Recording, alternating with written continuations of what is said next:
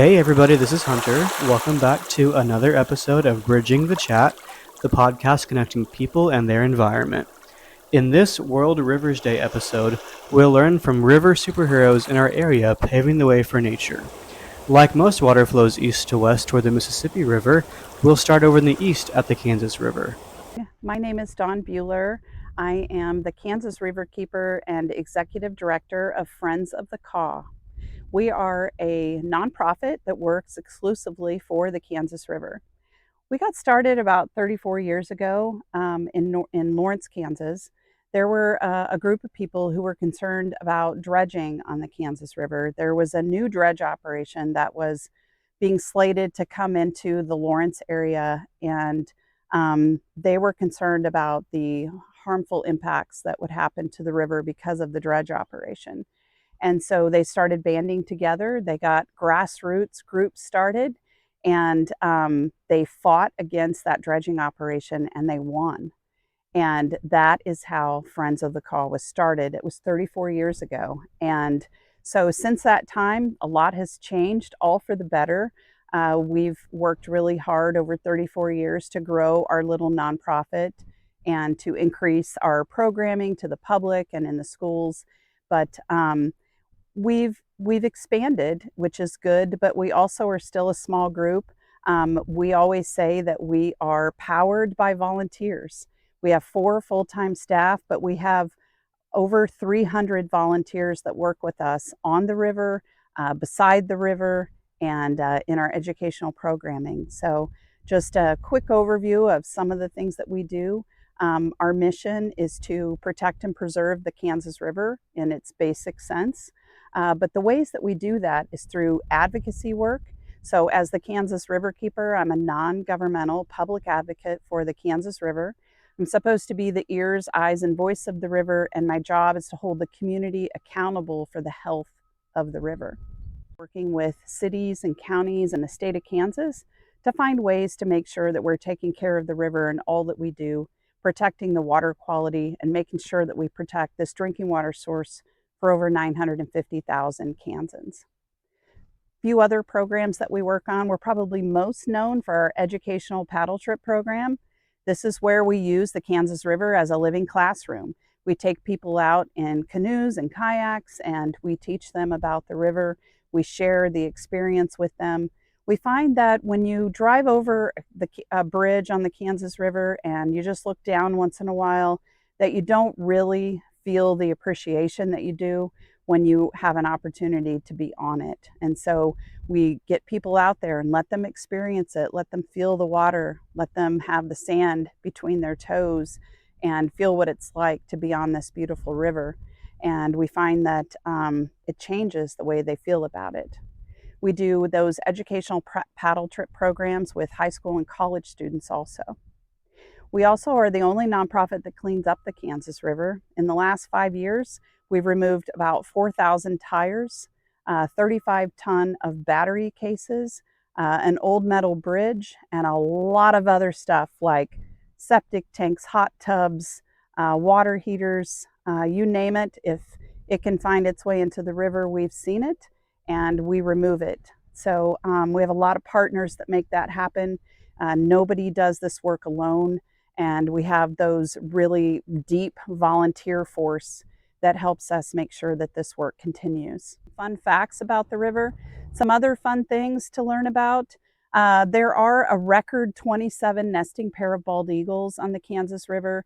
To be honest with you, I think that number has gone up because just this winter, we were out and in one single tree, we counted 13 bald eagles on a stretch of the river west of Lawrence. And it was spectacular. There are lots of juvenile bald eagles, so we know that they're mating and reproducing here along the Kansas River. You can find otter and beaver in abundance. There was a time when you couldn't find either along the Kansas River due to various reasons, but the otter can sometimes be sensitive to pollution as well. And we've seen the return of those. They're mostly on the tributaries of the Kansas River, but they will come out onto the big sandbars near a tributary. And if you're lucky, you'll catch one and get to see it. or find its tracks in the sand. So a couple other kind of cool facts about the river. It's 173 miles long. The river starts in Junction City, and Junction City is named for where two rivers meet. It's where the Smoky Hill River and the Republican River meet, and the Kansas River starts, and from there flows all the way to Kansas City, Kansas, where it meets the Missouri River. Along the way, there are 19 access ramps. There are 19 ways to enjoy the Kansas River. But did you know that in the state of Kansas, there are only 3 rivers that are public? The Kansas River, the Arkansas River, and the Missouri River. All other rivers in the state of Kansas are private unless they're surrounded by state, federal, or local land on both sides. So that means that the Kansas River is one of our last wild places in Kansas. It makes it really important for our public lands. Kansas is 49th out of 50 states for public lands. So when you think about 173-mile-long playland, that's a really important piece of our public land here in Kansas. Did you know that the Kansas River is the longest prairie-based river in the world? Yes, in the world, and it's right here in Kansas. Most people don't know that and are usually surprised to know that we have this beautiful prairie river here in Kansas. So what does it mean to be a prairie river? A prairie river is a river where none of the tributaries of the Kansas River start in the mountains. They all start within the prairie. And the Kansas River at one time was completely, almost entirely surrounded by prairie for a good length of the river anyway. And that prairie is so important to the river because it filters out pollutants and it helps to hold the banks and reduce the sediment loads into the river. And the river, before European settlement, was reconnected to its floodplain. So if you were to look at the banks of the river and you see how they're really high banks and they've down cut really far, just imagine for a moment that the river used to be up there. And when it was up there, it was connected to its floodplain, and it would flood up to 4 miles wide around Wamego, Kansas. So if you'd like to get involved and learn more, we have lots of ways for you to do that. You can go to our website, which is kansasriver.org, and look under volunteer to find out about opportunities. If you want to volunteer, we have land-based cleanups. We have our water quality education program where we always need volunteers to help with those. Those opportunities are on weekdays, whereas the land-based cleanups are usually on Saturdays. We also have our Kaw River Guide program. You have to have your own canoe or kayak, but if you have one of those and you want to join us, we'd love to have you join us out on the Kansas River as a volunteer. And we have other opportunities like helping us to spread our message at events or helping with office work. There's all kinds of ways that you can get involved. The Kansas River flows into the Missouri River at Kaw Point in Kansas City. When rivers flow together, it's called a confluence.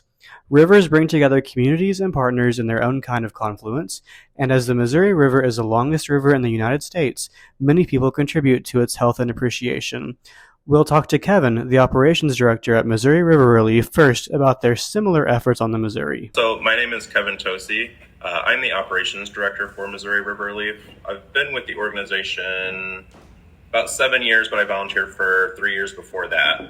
I'm kind of the man with many hats at the organization. I started originally as a stewardship coordinator, so I managed our large scale river cleanups from Omaha to St. Louis. And since then I've kind of moved up and kind of changed my scope to cover more of all of our programming. The cleanups are just a third of what we do. We also do education programs and river recreation, which we'll kind of dig into a little bit later.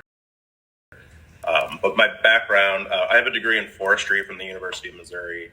But while I was at the university, I volunteered for Missouri River Relief as just a regular crew volunteer who traveled with them and helped them execute their cleanups and stuff. And I was really fortunate that the year I graduated, they had an opening, and I've been on staff ever since. So our mission is to connect people to the Missouri River, and we do that through 3 different ways. Like I said, our large-scale river cleanups are one of the big ways, and it was kind of how we got started in the beginning. But now we're really deep into some river education with some of our flagship programs like Missouri River Days, which brings out every fourth grader in Columbia Public Schools, like we are their field trip. And then river recreation. So the MR 340, which is the longest nonstop paddling race in the world. It's a paddling race from Kansas City all the way to St. Charles. So again, our mission is to connect people to the river, but we have these vectors that we use. Like trash is just the vehicle to get families out on the river to experience it for themselves. And kind of like our model is that once we expose people to this and they see firsthand, like really what's going on with the trash problem, the single-use plastic issue that we're having on our waterways, that it will instill change and make people kind of think twice before making a single-use purchase at a grocery store, for example, or thinking about ways that they can dispose of their trash responsibly. And then to kind of talk a little bit about the beginning of Missouri River Relief. So it started in 2001, and we had talked a little bit about Living Lands and Waters. You all just did a cleanup with them. Mm-hmm. So a really similar thing happened to us back in 2001. Living Lands and Waters was doing a river cleanup in Easley, Missouri. They had a huge showing, and a lot of those folks were people who are still involved with our organization today. So after that large cleanup, a group of people got around a picnic table and said, we really need to start something here. So that cleanup in 2001 was really like the catalyst for our organization today.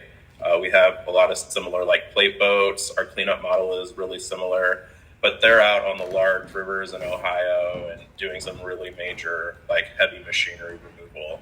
And ours is a little bit more grassroots as far as like putting people right on the river, having them, work in teams to remove all this trash together. They're doing kind of the same thing, but they're doing a little bit more like large scale than we are. But yeah. That's awesome. It's cool how grassroots or like projects or motivations can really grow from you being in the right place at the right time, and that Living Lands and Waters cleanup, and now 24 years later we're here. Another group working hard to protect and conserve the Missouri River and its ecosystems is the Missouri Department of Conservation and their Stream Teams program. Big fish! That big! Roger McBride is a dedicated Stream Team volunteer and consistently works with the Missouri Department of Conservation to improve the health and well-being of the Missouri River. Water conservation, especially in urban areas, doesn't happen without volunteers. It's our responsibility and our duty to where if the government's going to come up slack, we damn well step up. Oh, volunteer. Come down. Stream Team 2560. We're on Facebook. Try to meet every Sunday about 9 o'clock, 9 to 11, and then we'll go on a boat ride a lot of times. Depends on who all shows up. Then again, just, we come down every day on the Call River here. We'll be here about 5 o'clock. Come down, take a boat ride. Let us fall in love with it. Generations. Is that not the gist of it?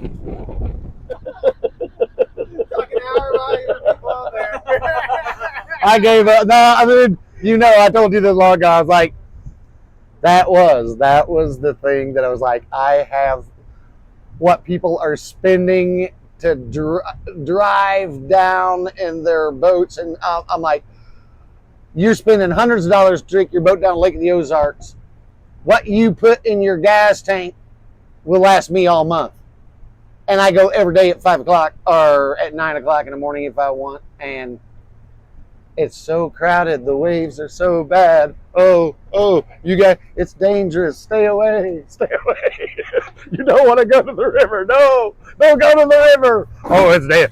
They're big fish. They'll kill you. But again, their responsibility and our duty. Amazing recreation river. We've all been on it. It's great. But we've got some experience. I've never felt comfortable about here. Rent a canoe, hop in it, meet you downstream. Not here. Luck only holds on so long. But again, that's another thing where we developed that. Part of it. Get your stripes. You go out with some guys that know and they teach you. what you need to do and how to deal with it. You know, hopefully now with this partnership between the Berkeley and Fort KC, we're going to have you guys. What you're doing right now hopefully is going to help. I'm looking for my replacement, and I'll hook you up. I'll give you everything I got. I'll teach you what I know, all the tricks, you know. But we're about to come on to this is what keeps us alive. I mean, more than anything. And if we ain't taking care of this wisely, you know, we're in for a world of hurt. You know, you know. The Kansas and Missouri rivers are two large rivers that have shaped our region in countless ways, but neither of them are simply Kansas City's river. That's the Blue. The Blue River starts from its headwaters in Johnson County, flowing north through the city into the Missouri River, east of 435. The Blue River touches and impacts our neighborhoods, our schools, our day-to-day lives here in the metro, and is a powerful natural resource. So when we're talking about this work being done at the Blue River, we're really just talking about different ways that we can not only impact the wildlife here, but the people that live in the area. We're doing everything from removing invasive species and putting in native species that are allowing for a cleaner environment and a safer environment. It allows for people to walk through these parks and actually see around them. So it increases that feeling of safety whenever you actually do have a full vision. On top of that, we're putting in native species that are able to diversify and even at times be more clumped. You're going to see more different kinds of plants right there in a smaller area. And the more plants that you have, that's more carbon that's being taken out of the air. That's more pollutants that are being taken into the leaves. And so we're creating a cleaner and safer environment that way as well. And so we're trying to increase quality of life for people that want to come out here and enjoy this site, but also for the people nearby, because that air quality cleaning aspect isn't just local. It does help around the area. The other part of that too is people who want to come out and see what kind of wildlife is supposed to be here. In order to have more wildlife present, they're going to have more food and more habitat present. And so that's another vital part of our work. And the other plus that comes with having more wildlife present is having more of a balanced ecosystem. And whenever you have a more balanced ecosystem, you're limiting the opportunities for things like pathogens and diseases to increase. You're taking away that vector source, say ticks, or maybe it's a lot of mice that are increasing the amount of bacteria in your ecosystem. If you have a more balanced ecosystem, you have that predator that's supposed to eat that mouse, or you have something that's supposed to eat those ticks and keep that population at bay. The other aspect too is you have a cleaner water source if you have the right balance in your ecosystem. If you have the plants out here that can take in the nutrients that people are putting down on their lawns to try to keep them green, that means that you have less nutrients in that water to where it'll create an algal bloom, and then you start seeing species die-offs or major die-offs in the water. So that means you still, if you have native plants out here, you're gonna have the good guys in the water, like clams and like your little bugs and the macroinvertebrates. Those are a big fancy word for those little janitors in there that help keep our water clean. And that's just a better payoff at the end whenever it reaches our water source that we use in the city. And that means even a smaller bill for you to pay whenever it comes to getting your water through your tap. If we have a cleaner water source before it hits our water facilities, that means that they have to put less chemicals in and less work in to make it that water that we all love to drink and use for our coffee and brush our teeth with. Thanks to a $5 million new initiative, the Blue River is primed for progress.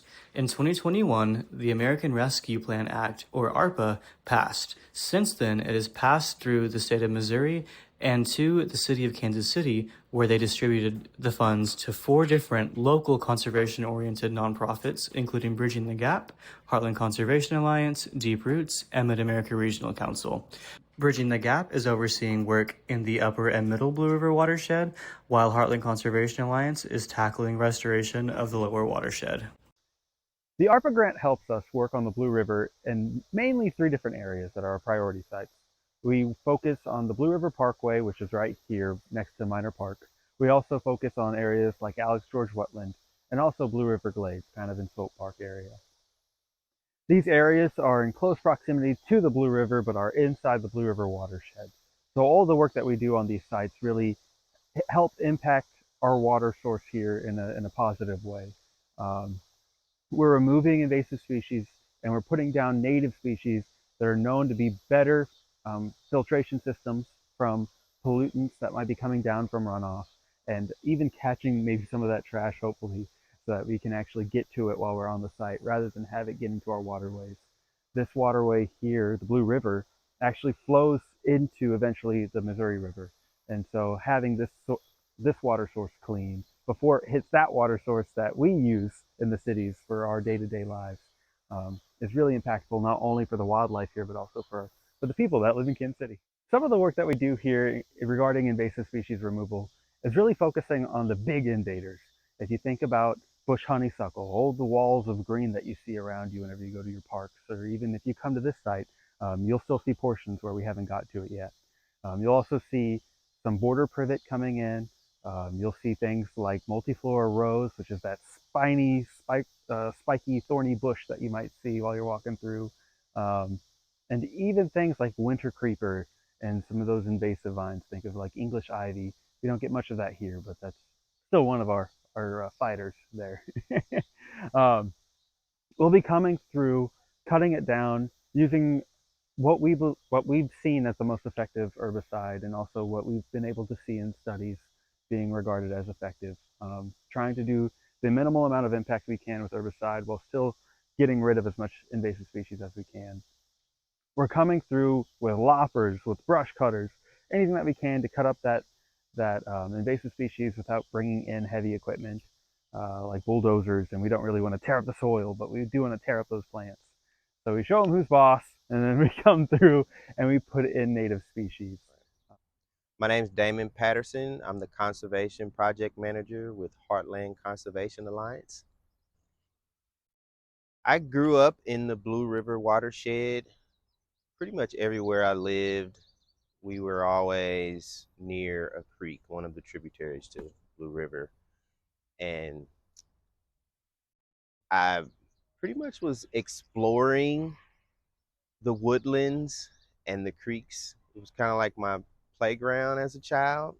I had a black Labrador retriever named Rock, and he was kind of my guard as I was exploring. And my parents didn't know I was that far away from home either. I was pretty much all over the city in the watershed, like through here, through creeks, Brush Creek, and Wood. So I've literally spent my whole life, especially my childhood, you know, being fascinated by wildlife, seeing hawks and turtles and frogs and lizards. And so that fascination kind of just carried into adulthood. HCA's section of the restoration project is 23rd Street to 53rd Street. For reference, that's Blue Valley Park to Blue River Trailhead at MLK Boulevard.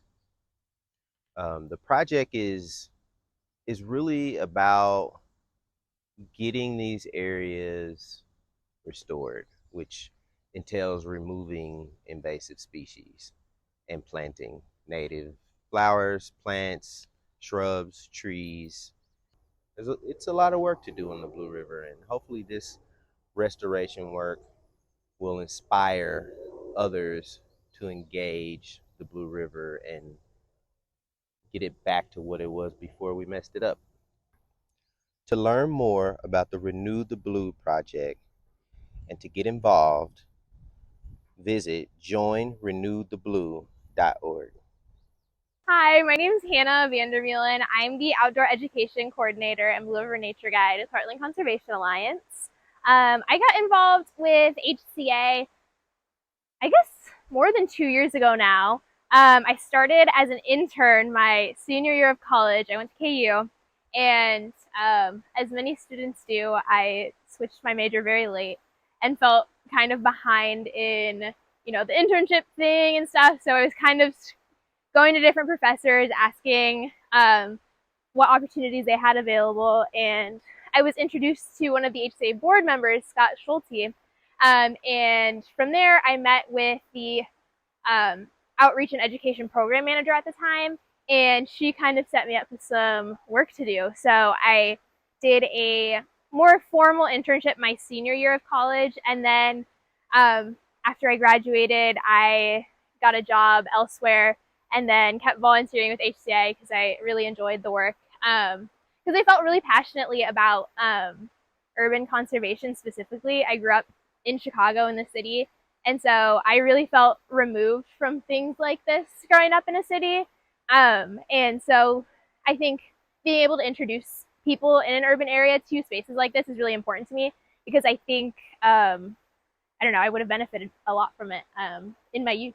So the Blue River is super important to the folks of Kansas City. Actually, 2/3 of the water in Kansas City drains into the Blue River, which is really interesting, specifically because I think the Blue River is not something that a lot of people know about. It's also the largest watershed in the area, so that's kind of crazy that, again, a lot of people don't know about it. But I think for me and the work that I do with HCA is really specifically focused on recreation. So I think beyond those obvious things, the Blue River is really important as like a source of recreation for people in the Kansas City area.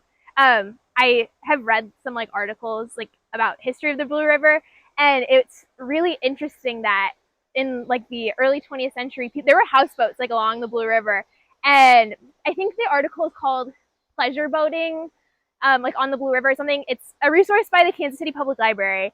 I would encourage people to check it out because it talks about how there's a quote from that article from this man who said that he would prefer to spend his vacation on the Blue River, like rather than a resort or something.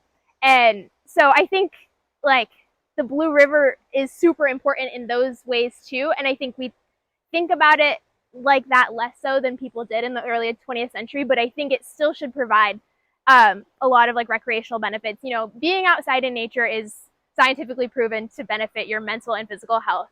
And I think being so close to a resource like that is really, really important. And that's kind of where my role and focus is at HCA and with the Blue River is connecting people with this resource so they can hopefully, you know, get out here on their own one day if they feel comfortable, or continue participating in events we have. And then we also do a lot of things that are maybe a little bit less traditionally like environmental education. So we'll be doing a yoga event. We had a forest bathing event. So those are a little bit more about like mindfulness, trying to connect with nature on a little bit of like a more spiritual level. And yeah, trying to get some like stress reduction benefits from nature. We also do kayaking, which is really fun. And me personally, that was the first time I ever kayaked, was on the Blue River. So, and just really getting folks connected with things maybe they have never tried kayaking, making sure experiences are very beginner friendly, providing all of the materials necessary. So if we do have kayaking, we always provide life jackets and paddles and the actual kayak, and then some instruction for folks who have never done it before but want to connect with the Blue River. And we've had a lot of folks who have never kayaked for the first time on the Blue River and say that they really want to do it again. So that's been really fun too. Thanks for tuning in to another episode of Bridging the Chat, a podcast connecting people and their environment.